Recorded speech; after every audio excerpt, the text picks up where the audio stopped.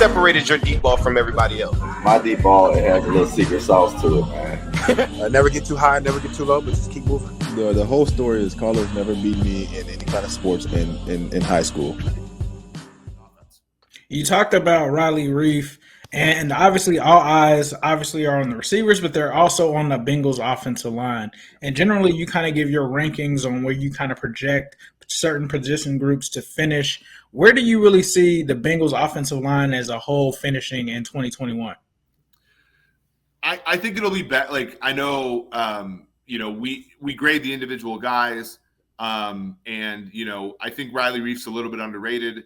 I think Jonah Williams, you talk about position groups, year 3, year 4 is really where some of those elite guys end up doing better than they had in year 1, year 2. Now with Williams, we just didn't have him playing year 1 or most of year 2. The interior is going to be a little bit rougher, but like, again, you have year 3 of a play caller and Zach Taylor. You have year 2 of a quarterback in Burrow. I think what we're going to end up seeing, if you're bullish on the Bengals at the end of the season, is, wow, we really had a lot of concerns about that offensive line, but a lot of them didn't come to fruition. And like, that doesn't make these guys great players. It just means that, the decision that the Bengals made to take Jamar Chase at 5 instead of Penei Sewell at 5 is probably warranted. If your guys can get open in 2.5 seconds or less, then you can get rid of the football really quickly. And offensive line play is less of a big deal, right? And you look at one of the real great anecdotes I like, you look at Kansas City a season ago, 14-2, 2 playoff wins against the AFC. 60% of their offensive line was out the majority of this games for them. Hill and Kelsey are 2 of the best guys at separating in 2.5 seconds or less. And it lulled us into this sense of security that as Chiefs fans, they're fine. They're going to be fine with bad offensive line play because Mahomes can go 1, 2, 3, bam. When he hits his back foot, one of those guys is open, and backup offensive linemen can do great work. In the Super Bowl, the Bucs, drafting 7 defensive backs in the first 2 rounds of the last 3 drafts, were able to cover Hill and Kelsey.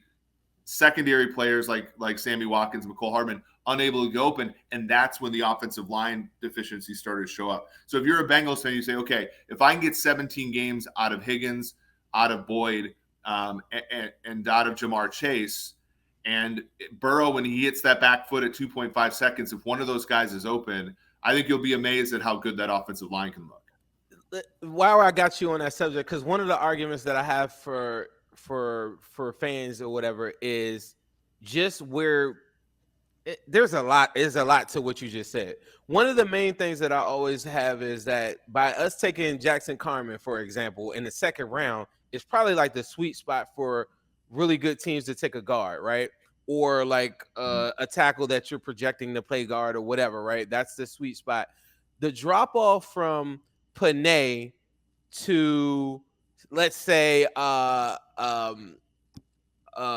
Wyatt Davis or one of the higher tier guards that were in there, Jackson Carman, or Jackson. Let's use Jackson Carman.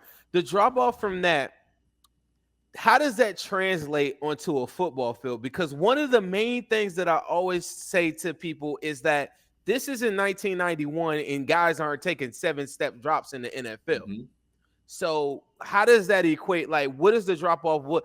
Is there how many less pressures, how many less sacks, or like what does that look like by having a guy that that we're looking at like Penei Sewell that is marginally thought to be better than maybe a Jackson Carman or something like that? Does that equate in wins? Does that how does that articulate to the football field? Yeah, that I think that's really, I think you're thinking right up my alley. Whereas, with tackle, think about all the things that have to go right for a tackle to have value, right? He has to not jump off sides. He has to block the player in front of him. And then behind him, the quarterback has to make the right read, throw a ball, receiver has to catch it, make yards after the catch, and so on. Think about the division of credit in that play. Like, the quarterback is the most valuable player on that play. The wide receiver is probably second most valuable, and the tackle is third-ish, right? And if the tackle does the exact same thing and the quarterback airmails the wide receiver, like the differences in plays are immense, right? Now there are going to be plays where the quarterback is going 1, 2, 3, throwing to Jamar Chase for 7 yards, positive EPA play, all that kind of stuff. And the tackle could get his ass kicked on that play, and it doesn't matter one iota. You know what I'm saying? So, like, the hard part with tackle is there are limits to how valuable they can be. The most valuable tackles in the NFL on a year-to-year basis are worth about a half a win. So a half a win. The most valuable wide receivers, the Devontae Adams of the world, are worth about a full win. And so when I think about this as if you're a Bengals fan and you're thinking about how we're in a division with two really good football teams in Cleveland and Baltimore, you're not going to get to where you want to be by adding incremental value players like a tackle would be. Because also you have to look at it over replacement player. And you only get one left tackle on the field at a time, or one right tackle, depending upon where they would have played Sewell. But you have to think about, what is Panay over Jonah Williams? What is Panay over Riley Reif?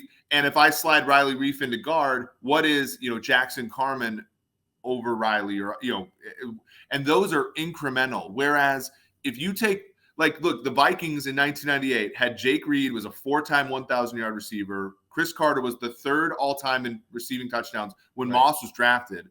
And Moss blew the top off of everything, right? Like that's what you get at a wide receiver position, where it's, and AJ Green did the same thing, right? Like in 2011, when he came in, you had quarterback on rookie deal, you had superstar wide receiver on a rookie deal. And what did you see the Bengals do? They got Whitworth at price. They got Burfict. They got Michael Johnson back after he went to Tampa. They got Carlos Dunlap. They add all these.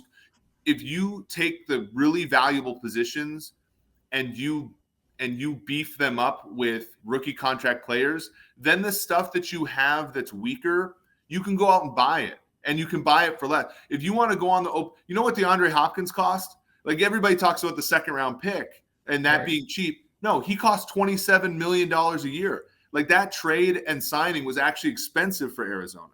Right. If you want to go out and get Julio, you got to trade a 2nd round pick, and he's 32 years old. Jamar Chase, the 5th overall pick, is such a surplus value. Joe Burrow made half as much money last year as Teddy Bridgewater did.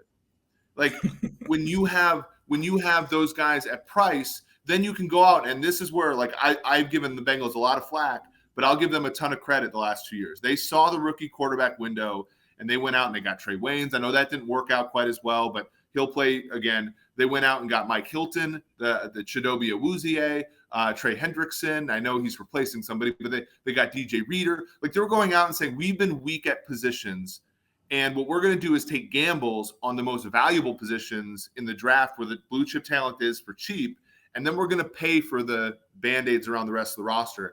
And I think it's a great move because, again, if you get, one win above replacement out of Jamar Chase, I mean, you're in the playoff hunt in the AFC. And and you can't say, like, Joe Thomas played in this league for 10, 12 years, best left tackle in football. Cleveland didn't touch the playoffs because nothing, like, who cares if you complete a pass rep perfectly if your quarterback stinks or your wide receivers can't get open? Like, that's why I think the pick for the Bengals was a good one. And I think a well-reasoned one, and one that, if we come up for air in a couple of years and they're competing again in the AFC, like, we'll look at that and say that was one of the reasons why.